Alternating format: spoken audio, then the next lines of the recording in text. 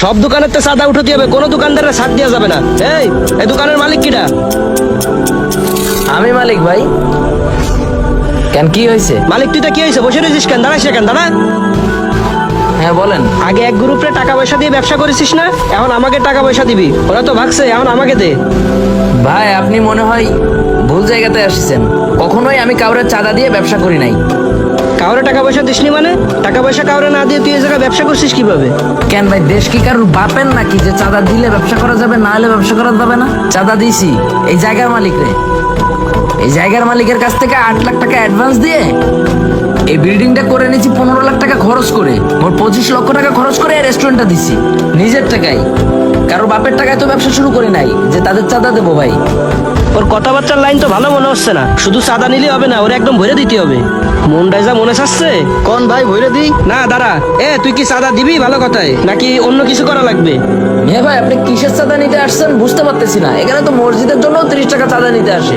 মাদ্রাসায় ওয়াজ মাহফিল হইলে, কেউ অসুস্থ হইলে বা কারো ক্যান্সার বা বড় রোগ হইলে 50 টাকা 100 টাকা চাইতে আসে। আপনি কোন টাকা চাইতে আসছেন ভাই? আমরা ফকির না, আমরা রাজনীতি করি। ছেলে পেলে চালাতে গেলে আমাকে খরচ আছে, এই জন্যই টাকা পয়সা আমাকে এইভাবে নেওয়া লাগে। ওই 10-20 টাকা নিতে আসিনি, আমরা সব দোকানে তো 10,000 করে নিচ্ছি। তুই বেশি কথা কইছিস না? আর তোর এই জায়গায় 25 লাখ টাকা ইনভেস্ট করেছিস না, তুই দিবি আমার 25,000। ভাই মাথা ঠান্ডা করেন।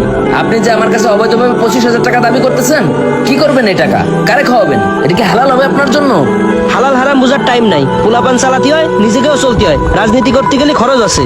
রাজনীতির মানে কি বোঝেন? রাজ অর্থ রাজা, রাজার নীতি বলতে নীতিবান। যে রাজ্য চালায় তাকেই রাজা বলা হয়। আর নীতিবান বলতে যার ভিতর নৈতিকতা আছে, তারাই নীতিবান। রাজনীতি তাদের যারা সামাজিক কাজ করে, যারা ভালো কাজ করে। এই দুইটা মিলেই রাজনীতি। রাজনৈতিক নেতা এটা বলতে আমরা যা বুঝি, যারা হচ্ছে সমাজটাকে সুন্দরভাবে সাজাবে, যারা সমাজটাকে সুন্দরভাবে গড়বে। আর আপনারা তাদেরই লোক। তাদের লোক হয়ে আপনারা যদি এটা করেন, চাঁদা তো আমি নিজেও দিই এই দেশের জন্য, ভ্যাট অফিসে। ওই টাকাটা দেশের স্বার্থে ব্যয় হবে, দেশের উন্নয়নের কাজে লাগবে। আর আপনি যে টাকাটা চাইতে আসছেন, এটা কোন কাজে লাগবে ভাই?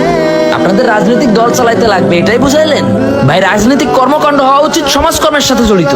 সমাজকর্ম বলতে যারা সমাজের ভালো কাজকর্ম করে, সমাজের শান্তি শৃঙ্খলার জন্য কাজ করে, যারা একটা এলাকা বা মহল্লা সুন্দরভাবে পরিচালনা করবে, মানুষের উপকারে আগায় আসবে, সেটাই তো রাজনীতি। তারাই তো রাজনীতিবিদ। আর আপনারা যে কাজ করতেছেন, এটা তো কোনো রাজনীতিবিদের কাজ না ভাই। আপনি কোনো দলেরই হতে পারেন না ভাই। আপনি এই দেশের বোঝা, আপনি এই দেশের কুলাঙ্গার। আপনার আমি 25,000 টাকা দিলাম, আপনি টাকা গুনতে গুনতেই মনে করেন রাস্তায় যে অ্যাক্সিডেন্ট করলেন, হসপিটালে চলে গেলেন, 5 লক্ষ টাকা খরচ হলো। তখন আমার কাছ থেকে নেওয়া 25,000 টাকাকে কি 5 লক্ষ টাকায় পরিণত করতে পারবেন? আপনি নিজের প্রতি 100% গ্যারান্টি নিয়ে কি বলতে পারবেন যে আপনার বড় কোনো রোগ ব্যাধি হবে না? আপনি কি 100% গ্যারান্টি নিয়ে বলতে পারবেন যে রাস্তায় নামলে আপনার অ্যাক্সিডেন্ট হবে না? তখন আপনাকে কে দেখবে ভাই? মানুষের মনে কষ্ট দিয়ে হারাম ইনকাম করলে এটা থাকবে না ভাই, এটা চলে যাবে। কোনো অবৈধ পথে টাকা ইনকাম করা ব্যক্তিকে দেখেছেন এ পর্যন্ত ভালো আছে? কোনো অবৈধ ক্ষমতার অধিকারী মানুষকে দেখেছেন মানহানি অপমান বিধ্বস্ত না হয়ে ভালোভাবে সম্মান নিয়ে বেঁচে আছে? কেউ নেই ভাই। আপনি আজকে যেটা করবেন সেটা 100 গুণ হয়ে আপনার দিকে ফিরে যাবে। তাই বলি, কাউকে কষ্ট দিয়ে ইনকাম করেন না, প্রয়োজনে খেটে খান, প্রয়োজনে ভিক্ষা করেন। চাঁদাবাজদের থেকে ভিক্ষুকদের মর্যাদা বেশি, এটা আমাদের হাদিসেও বর্ণিত আছে ভাই। এই জিনিসটা মাথায় রাখবেন। আমি ব্যবসা করে প্রতি মাসে 1.5 থেকে 2 লক্ষ টাকা ইনকাম করি। আপনি একজন মানুষ, আমি একজন মানুষ। আপনার নেতা আপনাকে কত টাকা দেয়? আপনার নেতার পেছনে ঘুরে আপনি কয়টা বাড়ি করছেন, কয়টা গাড়ি করছেন?